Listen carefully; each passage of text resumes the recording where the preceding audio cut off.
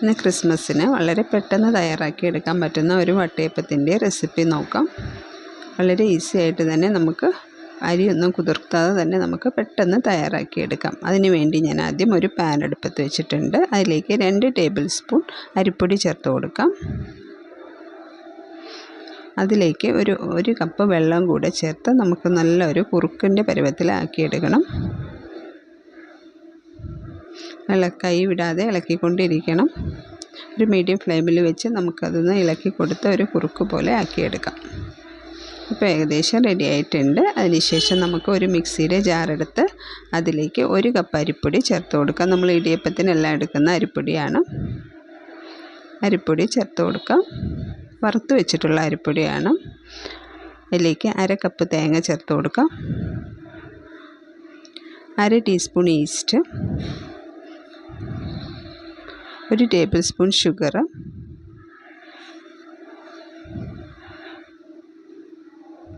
ആവശ്യത്തിനുള്ള ഉപ്പ് ചേർത്ത് കൊടുക്കാം. ഇനി നമ്മൾ കുറുക്കി മാറ്റി വെച്ചിരിക്കുന്ന കുറുക്ക് കൂടെ നമുക്ക് ചേർത്ത് കൊടുക്കാം. നന്നായി തണുത്തിട്ടുണ്ട്. കുറുക്ക് കൂടെ ചേർത്ത് കൊടുക്കാം. അതിന് ശേഷം ആവശ്യത്തിനുള്ള വെള്ളം കൂടെ ചേർത്ത് നമുക്കതൊന്ന് അരച്ചെടുക്കണം. ഇപ്പോൾ നമ്മുടെ അപ്പത്തിനുള്ള മാവെല്ലാം റെഡി ആയിട്ടുണ്ട്. ഇനി നമുക്കത് ഒരു 2-3 മണിക്കൂറൊന്ന് അടച്ചു വയ്ക്കാം. ഇപ്പം മാവെല്ലാം നല്ലപോലെ പൊങ്ങി വന്നിട്ടുണ്ട്.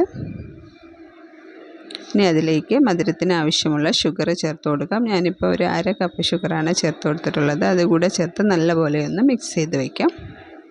ഒരു 5 മിനിറ്റ് ഒന്ന് റെസ്റ്റ് ചെയ്യാനായിട്ട് മാറ്റി വയ്ക്കാം.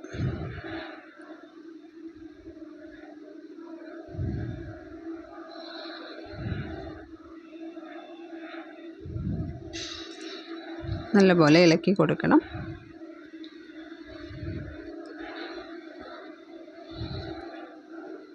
നന്നായി ഇളക്കി യോജിപ്പിച്ച ശേഷം നമുക്കൊരു 5 മിനിറ്റ് ഒന്ന് മാറ്റി വയ്ക്കാം.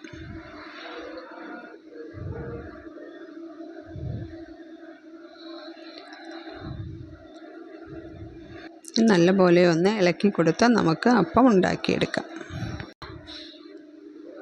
ഇനി നമുക്ക് ഒരു അപ്പച്ചെമ്പ് അടുപ്പത്ത് വെച്ച് നമുക്ക് ആവിയിലൊന്ന് വേവിച്ചെടുക്കണം.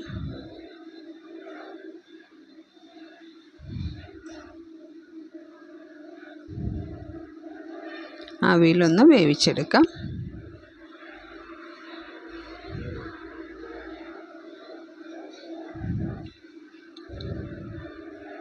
ഇപ്പോൾ നമ്മുടെ അപ്പം റെഡി ആയിട്ടുണ്ട്.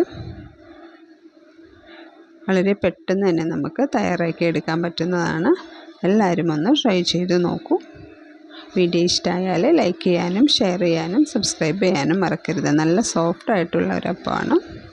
വളരെ പെട്ടെന്ന് തന്നെ നമുക്ക് അരി കുതിർത്താതെ എല്ലാം വളരെ ഈസി ആയിട്ട് തന്നെ തയ്യാറാക്കിയെടുക്കാൻ പറ്റും. Okay, thank you.